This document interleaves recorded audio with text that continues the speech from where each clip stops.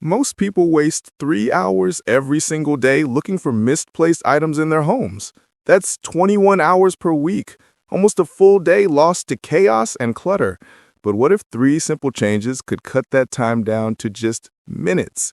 I'm Marcus from Seniors Cleaning Hacks, and after struggling for years with an overwhelming, messy home that drained my energy every single day, I stumbled across 12 game-changing rules that completely transformed my living space.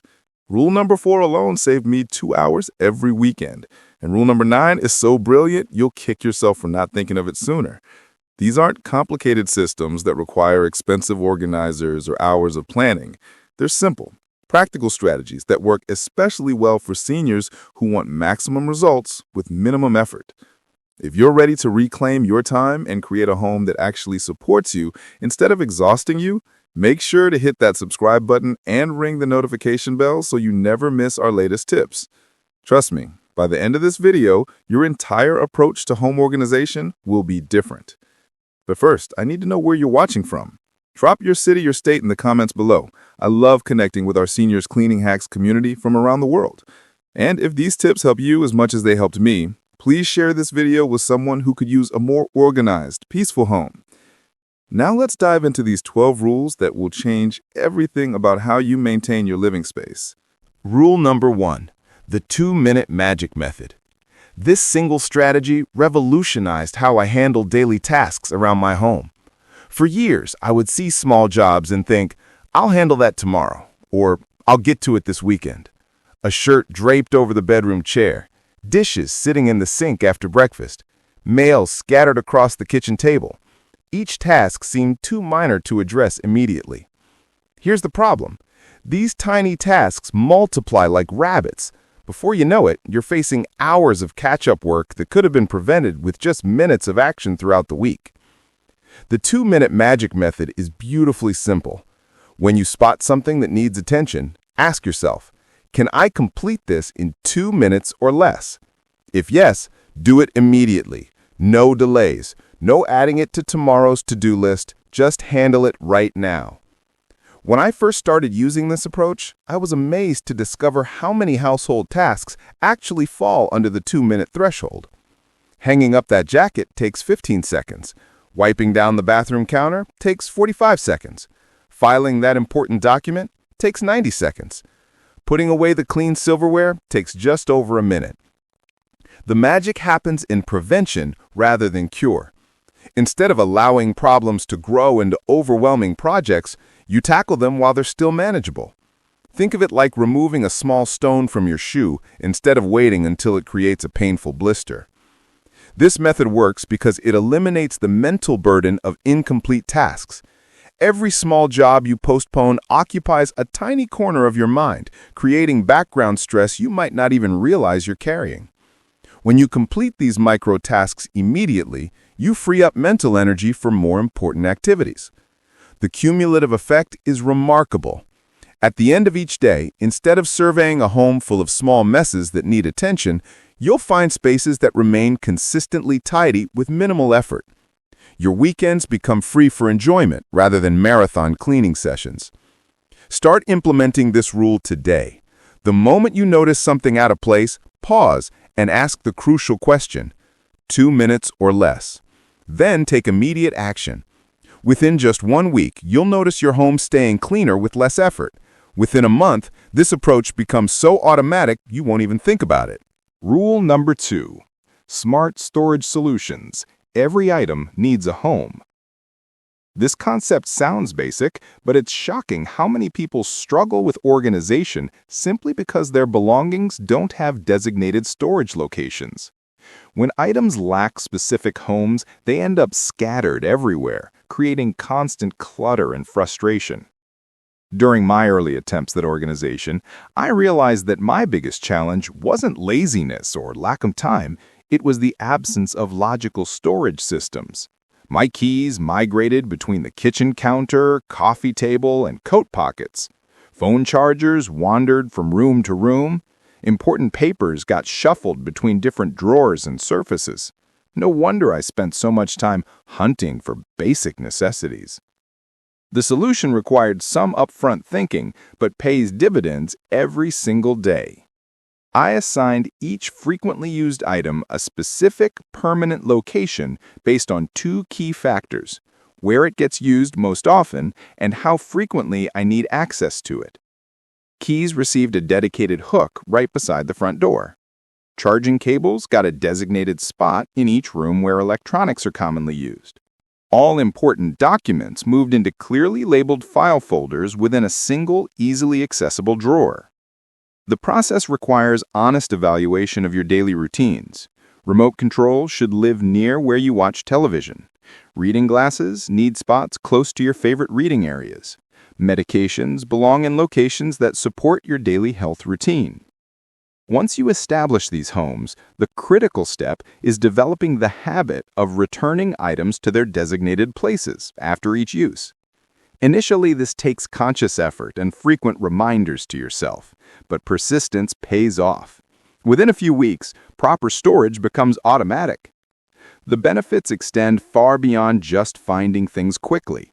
Your home naturally maintains better organization because everything has an obvious place to go. Family members and guests can easily understand your system because it follows logical patterns. Cleaning becomes faster since you're not constantly moving misplaced items around. This rule works perfectly with the 2-minute method. When every item has a clear home, putting things away becomes a quick task that easily fits within the 2-minute threshold. Rule number 3. The weekly declutter system. Holding on to unused items creates invisible weight in our living spaces. This weight isn't just physical, it's mental and emotional too. Every object we keep just in case, or because someday it might be useful, takes up precious space and energy in our homes. The challenge is that accumulation happens gradually. That kitchen gadget you haven't touched in 2 years, clothes that no longer fit properly, books you'll never read again, decorative items that have lost their meaning, gifts kept out of obligation rather than joy. Each individual item seems harmless, but collectively, they create what I call life clutter, stuff that weighs us down without adding value. I developed a systematic approach using the 12-month rule. If I haven't used or needed something within the past year, it's probably safe to let it go. This time frame accounts for seasonal items while identifying things that truly serve no purpose in my current life. The process begins with choosing one area to evaluate, perhaps kitchen cabinets, bedroom closets, or storage rooms. I examine each item honestly, asking, does this add value to my life right now? Not, might it someday, or did it once, but does it serve me today? For items that fail this test, I have 3 options. Donate them to people who can use them immediately, sell valuable pieces that others might appreciate, or dispose of damaged items responsibly. Initially, letting go feels difficult. Many items carry emotional attachments or represent money spent in the past. But I discovered that the freedom of living with less far outweighs the security of keeping everything just in case. The results are immediate and profound. Rooms feel more spacious and breathable. Cleaning becomes simpler with fewer objects to move and dust. Most importantly, I began appreciating the items I chose to keep much more deeply. Of course, some exceptions make sense. Seasonal decorations used annually, truly meaningful keepsakes, and important documents deserve storage space. But these should be exceptions, not the rule governing most of our possessions. The goal isn't to live with nothing. It's to live intentionally with items that truly serve and support your current lifestyle. Rule number 4. The collection station strategy. This technique eliminated those frustrating small items that seem to multiply across every surface in my home. The concept involves strategically placing attractive containers in each major room to temporarily hold items that are out of place. Let me explain how this works and why it's been such a game changer for maintaining daily organization. In every main living area, Living room, bedroom, kitchen, and home office, I positioned a decorative container that matches the room's style. In the living room, it's a woven basket. The bedroom has an attractive wooden box on the dresser. The kitchen features a small ceramic bowl on the counter. These containers serve as temporary holding spots for anything that's out of place but can't be returned to its proper location immediately. When I find a pen in the living room while I'm focused on another task, it goes into the collection station instead of remaining on the coffee table. If I remove a sweater and don't have time to hang it up properly, it goes into the bedroom container. The crucial element that makes this system work is regular emptying. Each evening, usually right before bed, I do a quick 5-minute walk through the house, emptying all collection stations and returning items to their designated homes. This brief routine prevents clutter from accumulating while keeping spaces visually organized throughout the day. What makes this method so effective is that it acknowledges reality. We can't always follow perfect organization habits every moment of every day. Sometimes we're in a hurry, tired, or focused on other priorities. Collection stations provide a middle ground that maintains order without demanding perfection. This system has become intuitive for everyone in my household. Even visitors quickly understand the concept. If you're not sure where something belongs or don't have time to put it away properly, place it in the room's collection station. The containers also function as diagnostic tools.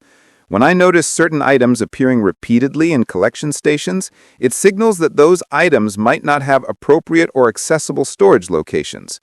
This insight helps me create better permanent solutions for persistent organization challenges. This simple addition has brought visual harmony to my living spaces and made it much easier to maintain consistent tidiness throughout busy daily routines. Rule number 5. The one decision rule. This strategy eliminates one of the biggest sources of household clutter, the habit of handling items multiple times before deciding what to do with them. Every time you pick up something and put it down without making a decision, you're creating future work for yourself.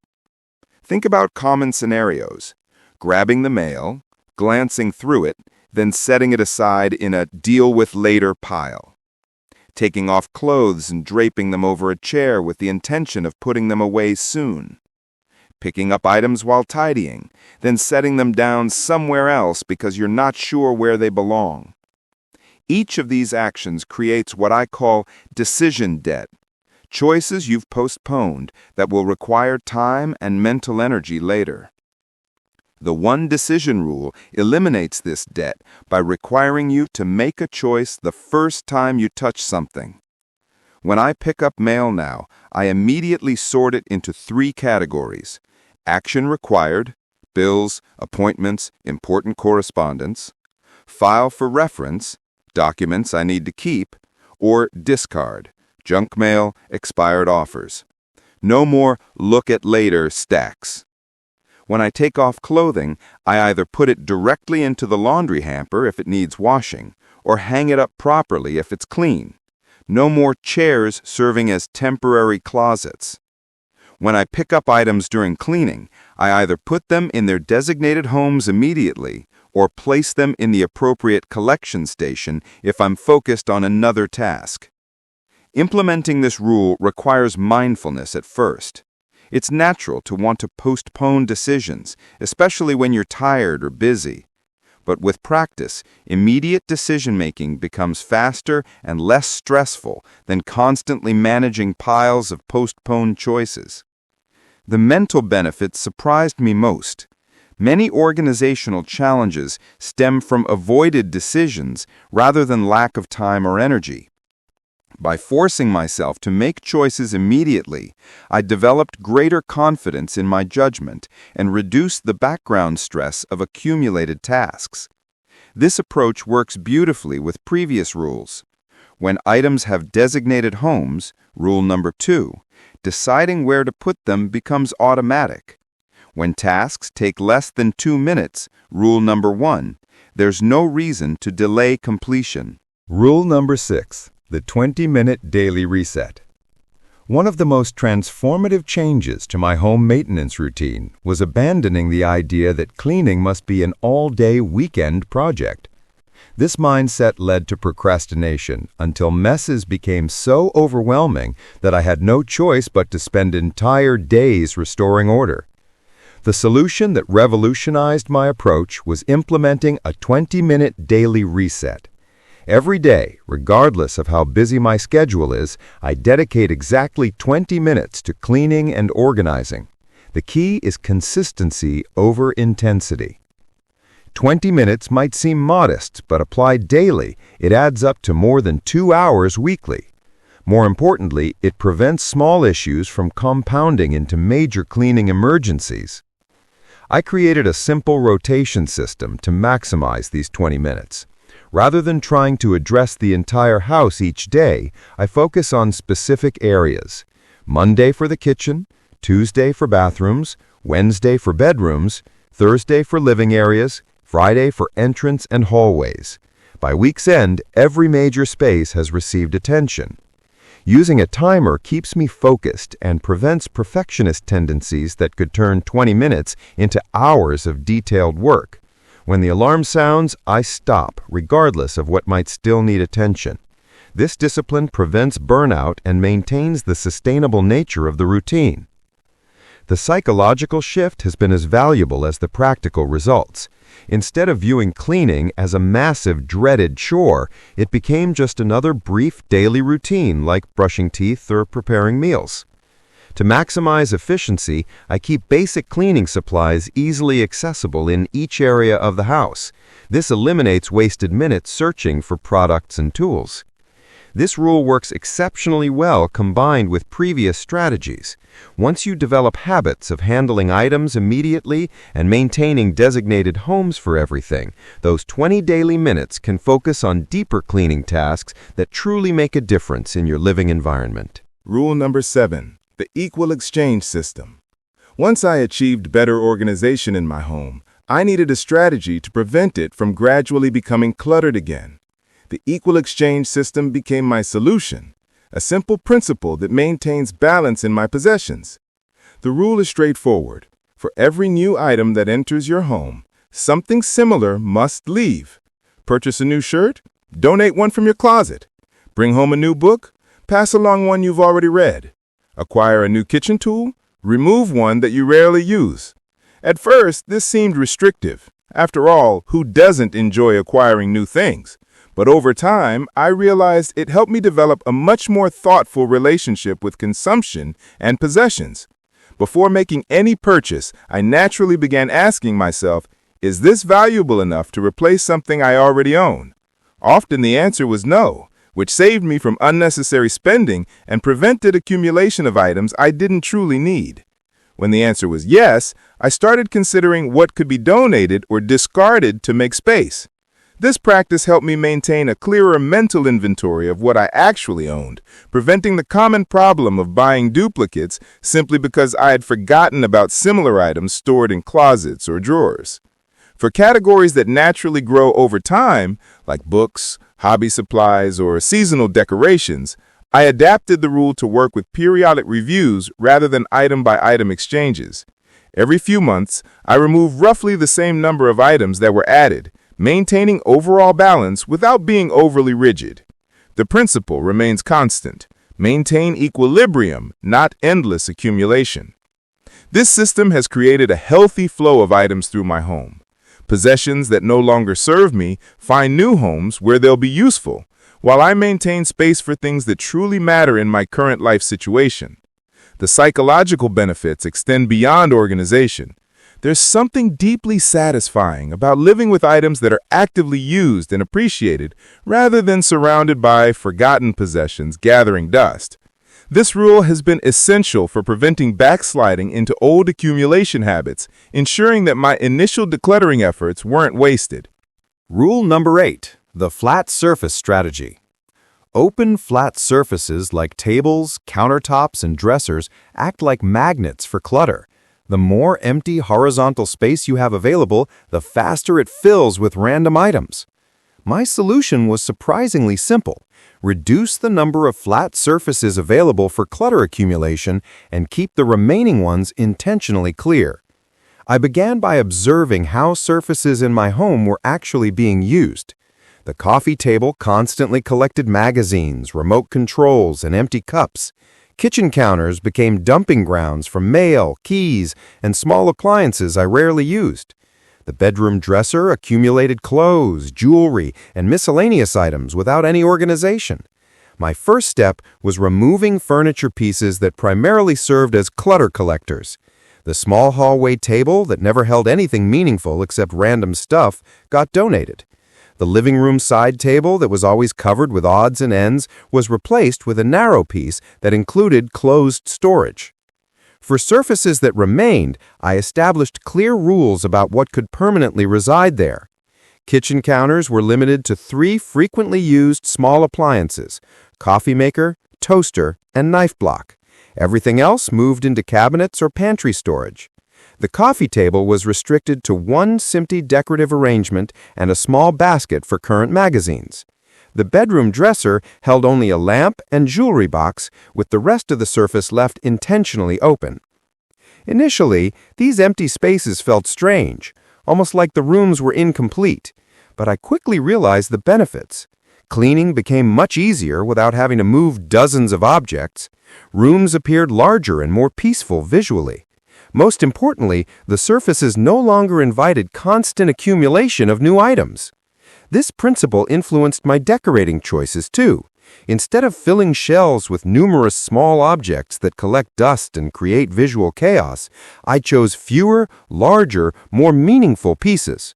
The result feels intentional and calm, rather than empty or sparse. This strategy works perfectly with other rules, especially the one decision rule and the collection station strategy. When surfaces aren't available for random placement, items either go directly to their designated homes or into appropriate collection containers. Rule number 9, the exit ritual. This simple practice dramatically changed how my home looks and feels throughout each day. The concept involves spending exactly 30 seconds tidying your immediate area before leaving the house, regardless of where you're going or how pressed for time you might be. Before implementing this habit, I would often return home to find messes that instantly dampened my mood after being out all day. Coming home should be welcoming and restorative, not a reminder of tasks left undone. The exit ritual works like this. Whenever I'm about to leave, whether for work, errands, or even just a quick walk, I take 30 seconds to do a mini reset of my immediate surroundings. This might involve gathering any cups or glasses from the living room and taking them to the kitchen, folding and putting away the throw blanket from the couch, straightening throw pillows, returning the remote control to its designated spot, or placing any out-of-place items in nearby collection containers. This isn't deep cleaning or comprehensive organization. It's just a quick reset that returns the space to a baseline level of tidiness. The psychological impact of returning to a minimally organized home is remarkable. Instead of being greeted by visual reminders of unfinished tasks, I enter an environment that invites relaxation and peace. This breaks the negative cycle where clutter creates stress, stress leads to procrastination, and procrastination allows more clutter to accumulate. The exit ritual works especially well because it creates multiple small resets throughout each day. Rather than letting disorder build up until evening or weekend cleaning sessions, you're constantly returning your environment to its organized baseline. Over time, I've extended this practice to other transition points. 30 seconds before bed to organize the bedroom, 30 seconds after meals to tidy the kitchen area, 30 seconds before starting work to clear my desk space. Together, these brief moments create a home that rarely reaches a state of overwhelming disorder. This rule perfectly complements previous strategies, especially the 2-minute method and collection station strategy, creating a system that maintains organization with minimal effort distributed throughout the day. Rule number 10, the maybe box method. We all have items in our homes that create decision paralysis. things we're not sure whether to keep or let go. Maybe it's a gift that doesn't quite fit your style, but makes you feel guilty about donating. Perhaps it's a keepsake that doesn't have strong enough sentimental value to display prominently, but feels wrong to discard. Or simply something that might prove useful someday. These maybe items often become the core of persistent clutter because we avoid making decisions about them. My solution has been creating a designated maybe box system that removes the pressure of immediate decision-making while preventing indefinite accumulation. The system works like this. I keep a specific box in a closet or storage area where I place all items that generate uncertainty. The crucial elements are size limits and time deadlines. Once the box reaches capacity, it's time to review contents and make decisions. Most importantly, I write a date on each box, usually 6 months in the future. When that date arrives, anything still in the box that I haven't retrieved or thought about gets donated or discarded. No guilt, no second guessing. This approach removes the emotional stress of making immediate decisions while providing a fair trial period for questionable items. More often than not, I discover that if I haven't looked for something during those 6 months, I genuinely don't need it in my life. Occasionally, I'll search for a specific item in the box, which confirms its value and earns it a permanent place in my home. But these instances are rarer than I initially expected. The maybe box has been particularly helpful for overcoming emotional attachments that often prevent us from letting go of possessions. It feels like giving items a fair chance to prove their worth, rather than making harsh judgments based on momentary feelings or guilt. This strategy has become a powerful tool for maintaining only items that truly matter in my life, without the stress of making radical decisions under pressure. It's helped me realize that many things I thought I needed were actually forgotten completely once they were out of sight. Rule number 11, the priority zone system. This technique was a revelation when I realized I was constantly tidying but never really organizing effectively. The priority zone system provides a methodical approach for tackling any space that needs organization, whether it's a single drawer, an entire closet, or a whole room. The system works by categorizing items into 4 distinct priority levels, making decisions much clearer and more objective than trying to evaluate everything simultaneously. When approaching any cluttered area, I completely empty the space and sort every item into one of 4 zones. Zone 1, high use, high value. These are items I use frequently and consider essential to my daily life or deeply meaningful. In the kitchen, this includes cooking tools I use regularly. In the closet, it's clothing I wear often and feel great in. These items deserve the most accessible and convenient storage locations. Zone 2, low use, high value. This category includes sentimental items, important documents, seasonal decorations, and valuable pieces I don't access regularly but definitely want to keep. These deserve good storage space that protects them, but not necessarily the most convenient locations. Zone 3, high use, low value. These are functional items I use regularly but don't have special attachment to, things that could be easily replaced if necessary. They need to be accessible for daily use but don't require prime storage real estate. Zone 4 items are prime candidates for leaving my home. If something isn't frequently used and doesn't hold special meaning, it's probably just occupying physical and mental space without adding value. Applying this system revealed that many of my organization problems came from not clearly distinguishing between these categories. I had been storing Zone 4 items in prime locations while things that really mattered were buried and inaccessible. After sorting, I reorganized spaces by giving Zone 1 items the most convenient spots, ensuring they're easy to access when needed. Zone 2 items get appropriate but less accessible storage. Zone 3 items remain reachable but don't take up the most valuable space. Most Zone 4 items simply leave my home through donation or disposal. This systematic approach has completely transformed how I think about organization. Instead of just shuffling things around repeatedly, I make intentional decisions about what deserves space in my home and exactly where it should live. Rule number 12. The weekly foundation reset. This has been perhaps the most impactful change to my long-term home organization success. The concept involves dedicating a few hours once weekly to completely reset my home to its ideal organized state. This isn't about deep cleaning tasks like scrubbing bathrooms or washing windows. It's about restoring organizational order, returning everything to its designated place, and ensuring all the systems continue working properly. I chose Sunday afternoons for my weekly reset time.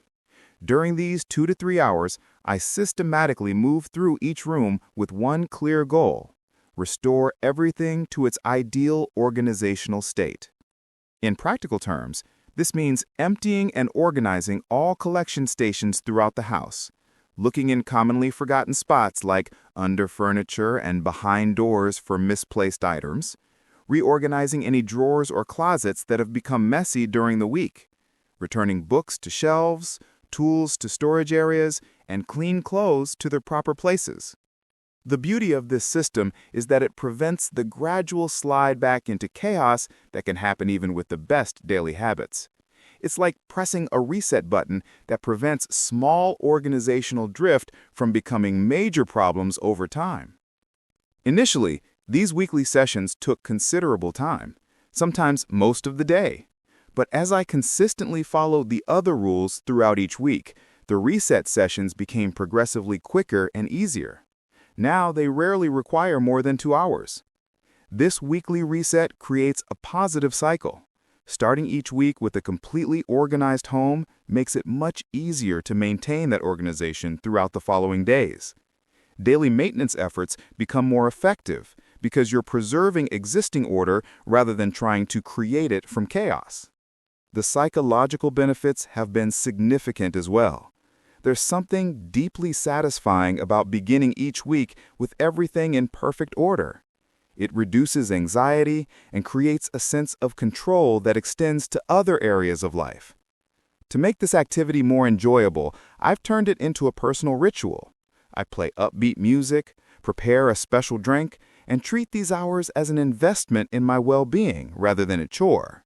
Sometimes family members join in, making it a collaborative effort that gets done faster while building shared responsibility for our living space.